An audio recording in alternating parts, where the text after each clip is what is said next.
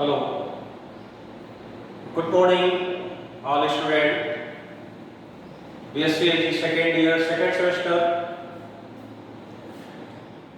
आज आपकी course farming system में क्रॉपिंग सिस्टम से रिलेटेड है। क्रॉपिंग सिस्टम में जब हम क्रॉपिंग पैटर्न के अकॉर्डिंग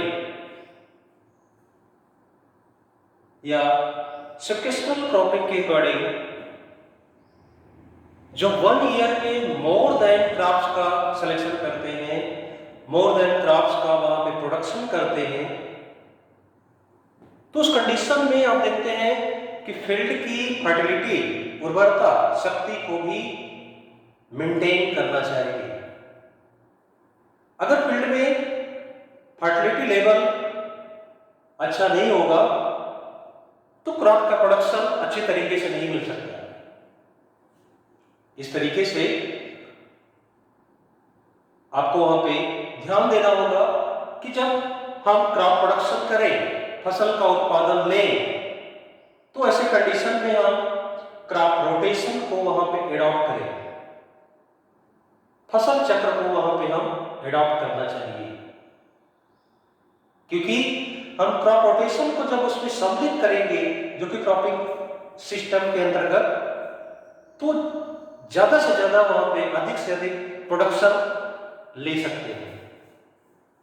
एंड वहां पे सस्टेनेबल एग्रीकल्चर के अंतर्गत यानी फील्ड में देखते हैं कि एक हिंदी में कह सकते हैं टिकाऊ खेती के रूप में वहां पे हम कंटिन्यूअस क्रॉपिंग कर सकते हैं। लेकिन वहां पे क्रॉप रोटेशन को जब हम फॉलो करेंगे तो फसल चक्र आप जो देखते हैं कि इसके पहले जब आपका देश आजाद नहीं हुआ था, उससे पहले आप देखें कि अगर हिस्ट्री हम एग्रीकल्चर की, तो क्रॉप प्रोडक्शन का उस समय पे बहुत कम उत्पादन मिलता था, यील्ड बहुत कम होती थी। उसका रीजन था कि लोग जिस फील्ड में, जैसे पर्टिकुलर जो फील्ड है, तो उस फील्ड में किसान क्या करता था कि डीप रूटेड क्रॉप्स यानी गहरी जड़ वाली फसल का उत्पादन ले रहा है, तो खरीफ में भी लिया और फिर रबी में भी लिया और जायद में भी, तीनों सीजन में डीप रूटेड क्रॉप का उन्होंने सिलेक्शन किया, तो वहां पे आपको यह डिसइफेक्ट होगा कि एक ही सतह से जो क्रॉप है न्यूट्रिएंट को एब्जॉर्ब कर रही है, तो वहां जो सॉइल की फर्टिलिटी लेस होगी तो क्रॉप का प्रोडक्शन भी कम होगा। यही रीजन था। आज जो आप देखते हैं कि मॉडर्न एग्रीकल्चर में जो हम इस चीज को अपना रहे हैं कि क्रॉप रोटेशन को हम ज्यादा प्राथमिकता देना चाहिए अगर हमें ज्यादा से ज्यादा उत्पादन लेना है। तो एक पद्धति के अनुसार जो क्रॉपिंग सिस्टम में क्रॉप रोटेशन आप देखें, growing of different crops in succession of crops on the some piece of land in a specific period of time, यानी जो पर्टिकुलर फील्ड यानी खरीफ में सेम पीस ऑफ लैंड, वहां पे हम जब क्रॉप का प्रोडक्शन ले रहे हैं तो suppose that deep rooted crop का जैसे पिजन पी का हमने सिलेक्शन किया, तो रबी सीजन में ऐसे क्रॉप का सिलेक्शन करें जो सेलो रूटेड वाली हो। यानी वहां आप देखते हैं कि कंपैरिजन भी आप वहां पे देखेंगे,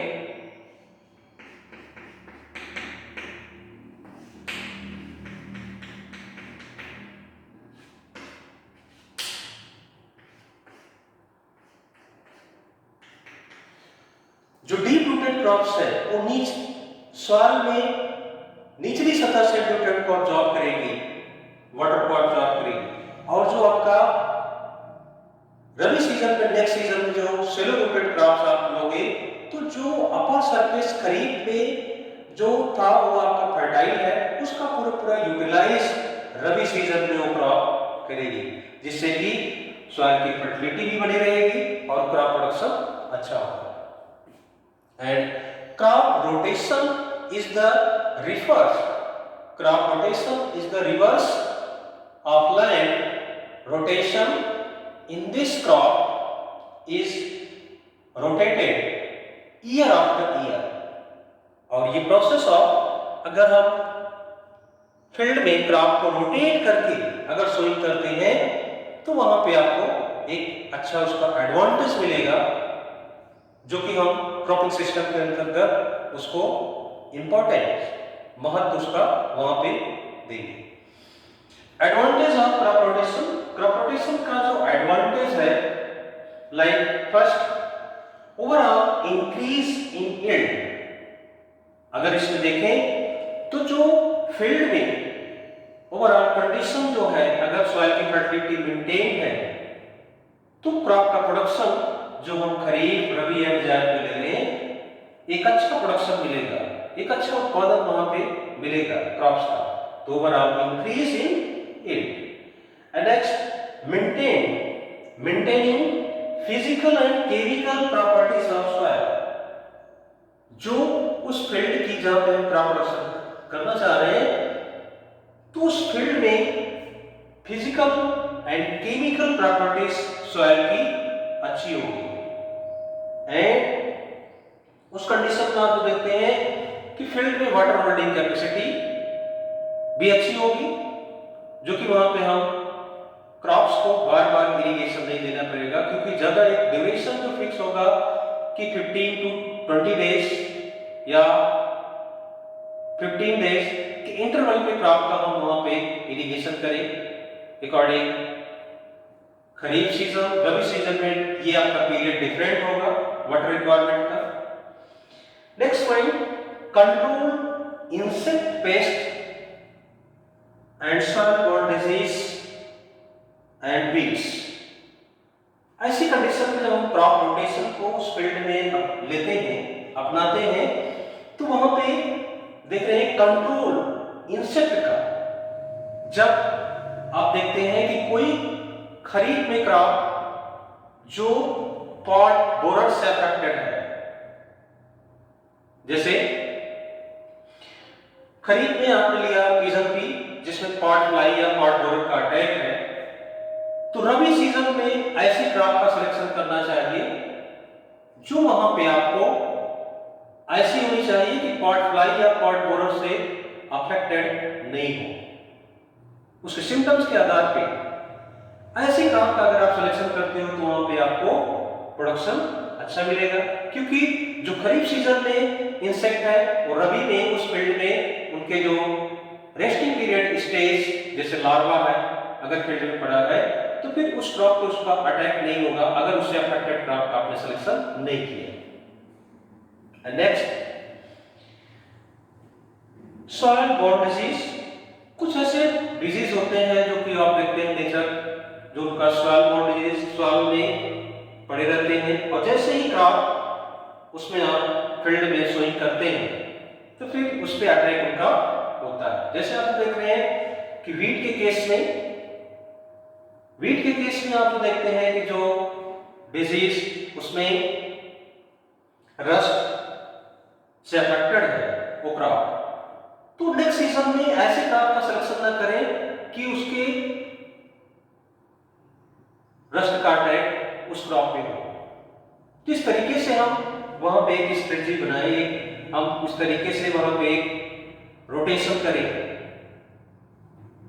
एंड वीड्स कंट्रोल में भी इसी तरीके से कि हम जब क्रॉप रोटेशन में वीड्स को उसके अकॉर्डिंग देखते हैं। कुछ सीजनल क्लासिफिकेशन वीड्स के होते हैं कि खरीफ सीजन में है तो रबी में नहीं होना चाहिए।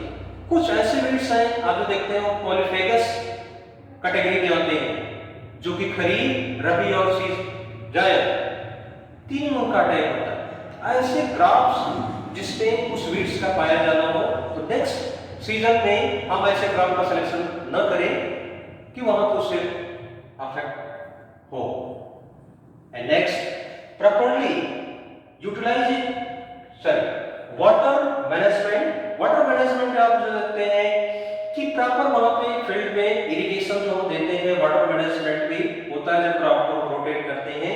हाई इरिगेशन रिक्वायरमेंट क्रॉप्स के बाद लो वाटर रिक्वायरमेंट वाली क्रॉप का सिलेक्शन करते हैं, तो उस फील्ड में जो मॉइस्चर है उसका पूरा पूरा यूटिलाइज हो जाता है। And next, properly utilise of all resource, जो रिसोर्स आप वहां है उसका पूरा पूरा यूटिलाइज होता है। जैसे आपके कैपिटल हो या वहां के इंप्लीमेंट्स हो, तो उससे रिलेटेड यानी जो है वहां उसका पूरा पूरा यूटिलाइज होना चाहिए, चाहे वो प्लाऊ हो, चाहे कल्टीवेटर हो, सीकल्स हो, खुरपी हो। तो इस तरीके से जो इंप्लीमेंट है उसका भी पूरा पूरा यूटिलाइज होना चाहिए। तो ये एडवांटेज है। And next, diversification of crops. Diversification of crops means जब हम क्रॉप्स को रोटेट करके हम डिफरेंट जो सीजन के अकॉर्डिंग, जैसे आपको बताया हमने कि डीप रूटेड क्रॉप्स के बाद शैलो रूटेड क्रॉप्स लेना चाहिए, लेगुमिनस क्रॉप के बाद नॉन लेगुमिनस क्रॉप लेना चाहिए, तो उसके अकॉर्डिंग हम वहां पे उसका एक एडवांटेज मिलता है कि डाइवर्सिफिकेशन ऑफ क्रॉप्स, अगर उसको हम वहां पे अडॉप्ट करते हैं। Next, improve soil fertility. Crop rotation को अगर हम वहां पे प्राथमिकता देते हैं, उसके अकॉर्डिंग हम उसके सिद्धांतों का, प्रिंसिपल्स ऑफ क्रॉप रोटेशन का हम पालन करते हैं, तो आपको स्वाभाविक है कि उस फील्ड की सॉइल फर्टिलिटी इंप्रूव होगी और आपको कंटिन्यूअस हम उस फील्ड में अगर क्रॉप प्रोडक्शन करना चाहते हैं तो एवरेज एंड मोर प्रोडक्शन वहां पे आपको मिल सकता है। एंड नेक्स्ट आपका टॉपिक उसी से related, principles of crop rotation. Crop rotation का फसल चक्र का सिद्धांत, उसको आपको विशेष ध्यान देना है कि जब हम क्रॉपिंग सिस्टम में क्रॉप्स की वहां पे सिलेक्शन करते हैं, सक्सेशन क्रॉपिंग हो या कंटिन्यूअसली क्रॉपिंग हो, रिले क्रॉपिंग हो, तो इसमें आप देखते हैं कि 1 ईयर में 3 और 4 क्रॉप का सिलेक्शन कर लेते हैं। तो उस फील्ड से हमें सॉइल फर्टिलिटी को मेंटेन करने के लिए जो प्रिंसिपल्स ऑफ क्रॉप रोटेशन का भी वहां पे ध्यान देना चाहिए। Like first, deep rooted and shallow rooted crops.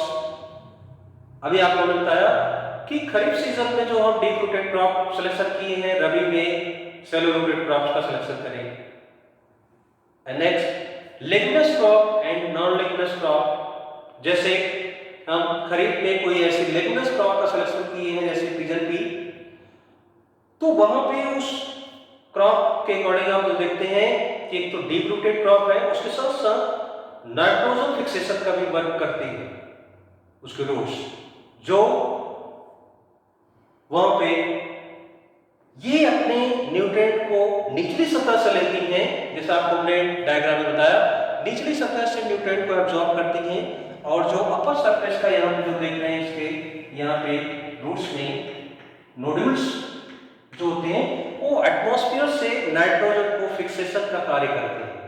इसलिए ये जो अपर सरफेस होगी वो फर्टाइल होगी, जिससे कि हम रबी सीजन में कोई ऐसी नॉन लेगुमिनस क्रॉप का सिलेक्शन करें जो शैलो रूटेड हो, लाइक एज व्हीट, गेहूं। तो उस फील्ड में आप देख रहे हैं कि सॉइल फर्टिलिटी खरीफ के लिए भी और रबी के लिए मेंटेन है, जिससे कि हम दोनों सीजन में हम क्रॉप का प्रोडक्शन करके मोर यील्ड, ज्यादा से ज्यादा यील्ड उत्पादन उपज ले सकते हैं। And next, high fertiliser and low fertiliser requirement crops.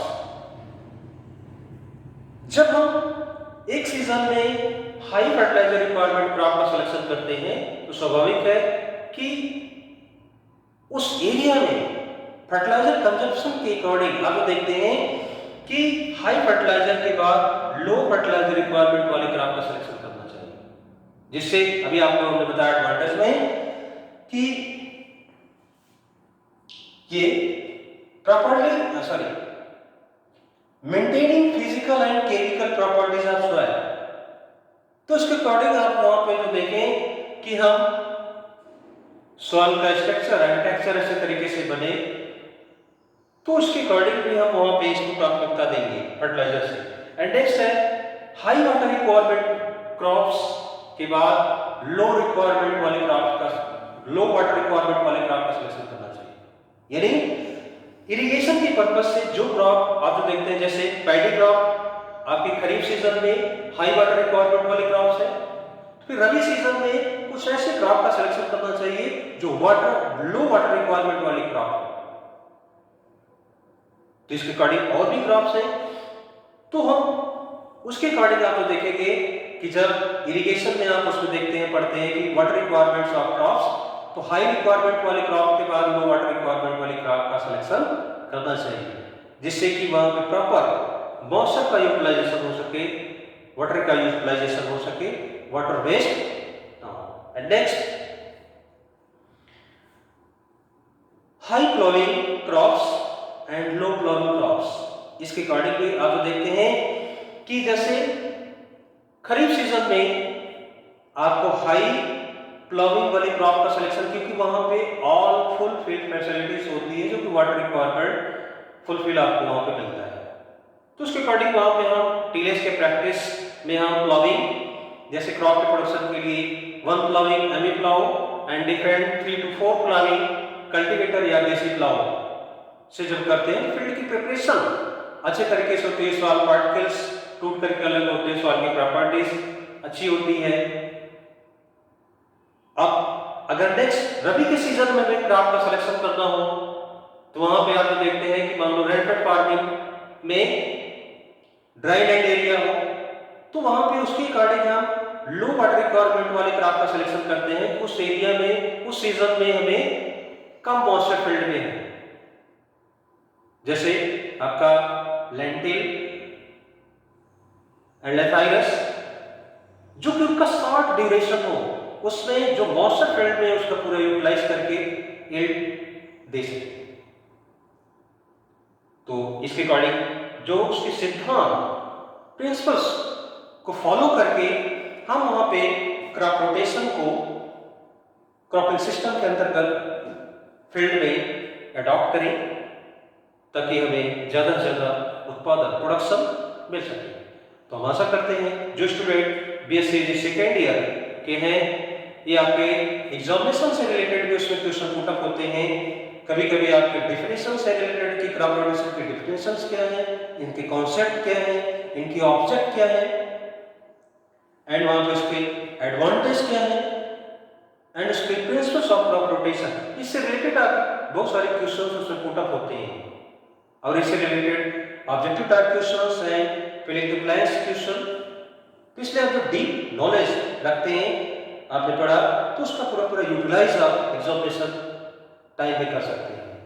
तो आज के लिए इतना ही, जो आपके टॉपिक थे क्रॉप रोटेशन समाप्त हुई।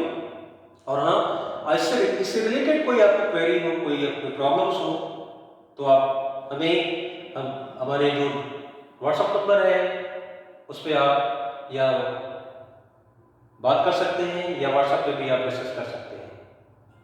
जो हमारे पर्सनल नंबर जो व्हाट्सएप के हो, तो पर्सनल आप उससे रिलेटेड डिस्कस कर सकते हैं। और टाइमिंग 5 to 7, 5 से 7 इवनिंग। और हाँ, इसको आप वीडियो को देखते हैं तो सब्सक्राइब भी किया करिए, ताकि जो डेली की क्लासेस है वो आपको डेली मिलती रहे, इसलिए सब्सक्राइब भी करें। सो आज की क्लास यही करते हैं। Thank you.